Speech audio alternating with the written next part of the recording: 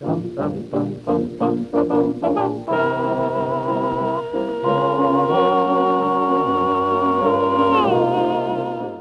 ha? Ay, Bogs, kunan mo yan ha. Dapat kitang-kita yung mga rebulto dyan ha. Yung rebulto na nagrarally. Tapos dito may Mother Mary, yung placard, saka yung mga maraming bulaklak ha. Oh, Lord. Siyempre, EDSA to. Tapos kunyari, Lord, ikaw si Freddy Aguilar. Ha? EDSA, anniversary to eh. EDSA na naman? Bakit? Gano'n talaga. Yan nagpalaya sa atin eh. EDSA. EDSA na naman. EDSA Revolution? Naku, anong klaseng revolution ba yan? Tama bang tawagin itong revolution? Gayong wala rin naman pinagbago ang estado ng mga tao. Pag-aakla siguro, uprising, pagpalit ng administrasyon, revolution. Ay sus! Mas lalo pa nga nagmahal yung presyo ng galunggong eh. Magkaisa, may liwanag na natatanda. Hindi ko alam chords yan. Pero Jun, ano ba? Bakit ba kailangan nating gunitain ang EDSA? Kasi nga, 26 years na, no? 26 years lang? Yun lang? Yun ang dahilan? 26 na. Tol, alam mo, mas maraming bahagi ng kasaysayan ang mas dapat nating gunitain kesa sa EDSA. Example.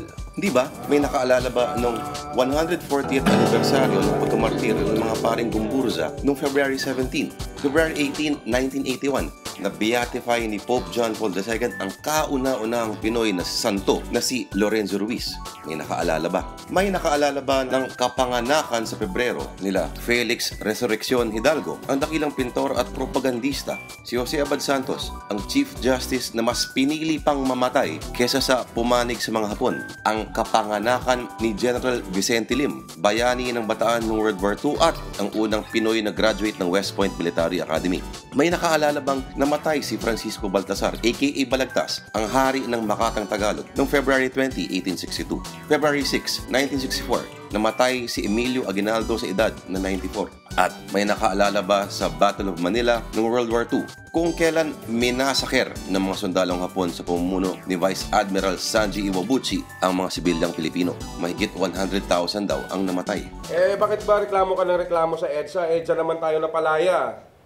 Kung hindi tayo nag-EDSA Revolution, di sana hanggang ngayon nasa ilalim pa rin tayo ng mga pamamahala ng batas militar ni Marcos. Nakasawa na kasi. Anong nakakasawa doon? Yung natatamasa mong kalayaan ngayon. Dahil yan doon